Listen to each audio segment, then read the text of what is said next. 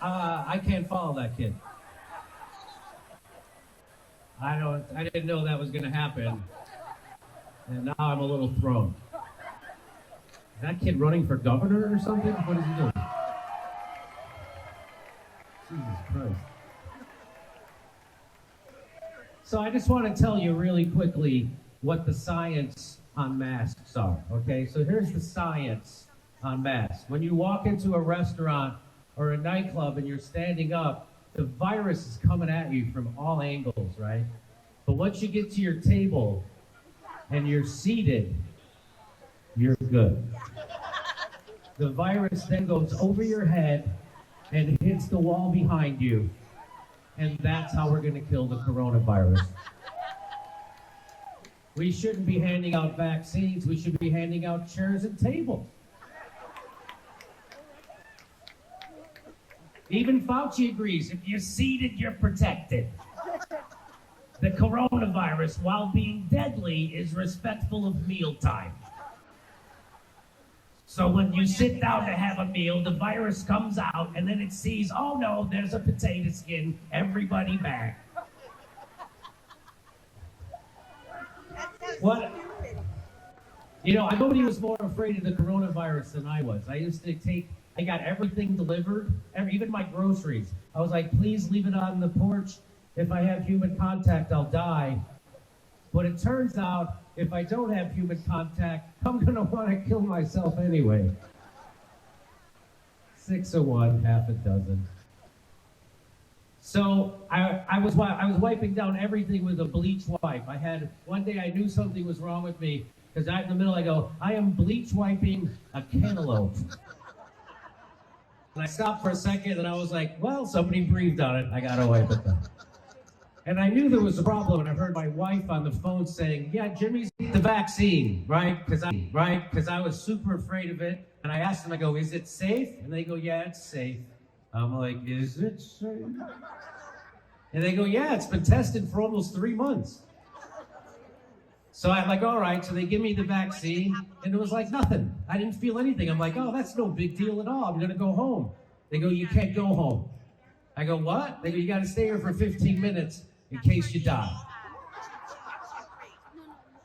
I was like, you sons of bitches.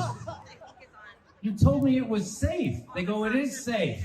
What are you, an anti-vaxxer? I go, I just got the vax. You're the one who won't let me go home. Why can't I go home? We have to monitor you for 15 minutes in case your heart explodes.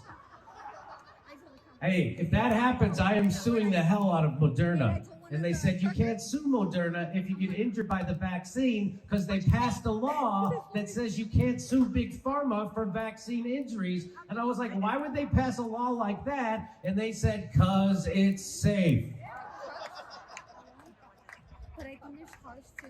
And so, of course, I got injured, and I had to go through all kinds of treatments. One of them was they put Botox in my neck for my stiff neck. And it worked, but it's still embarrassing because now nobody can tell when my neck is smiling.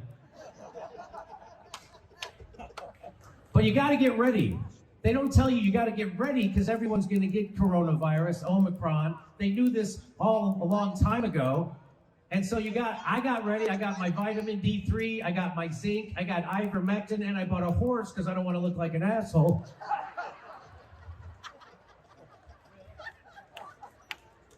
That was crazy that Joe Rogan kept talking about ivermectin, and then he invited Dr. Sanjay Gupta on his show from CNN, and I was like, oh, Dr. Sanjay Gupta is going to embarrass Joe Rogan, because Joe Rogan announces guys fighting in cages, and he's a doctor. And I don't know if you saw that episode, but the exact opposite happened. Joe Rogan got the CNN doctor to admit they were lying about ivermectin.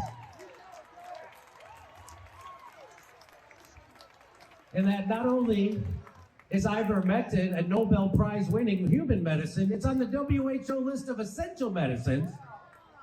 But they did that to confuse you. Because ivermectin is also used for horses, they wanted you to think it was horse poison, and you're crazy for taking it. But, antibiotics, 80% antibiotics are used in farm animals. That doesn't make penicillin a cow medicine. My dog takes Prozac. That doesn't make it a freaking dog medicine. But that's how they try to confuse it. That's like saying, hey, I saw Joe Rogan drinking a glass of water the other day. Why is Joe Rogan drinking toilet fluid? Why would Joe Rogan use that stuff that killed all those people on the Titanic? So the story of ivermectin is how powerful corporate propaganda is, ladies and gentlemen. They can make you think an essential medicine that has saved billions of people's lives is somehow poison. And if they can make you think that, they can make you think that the president isn't demented.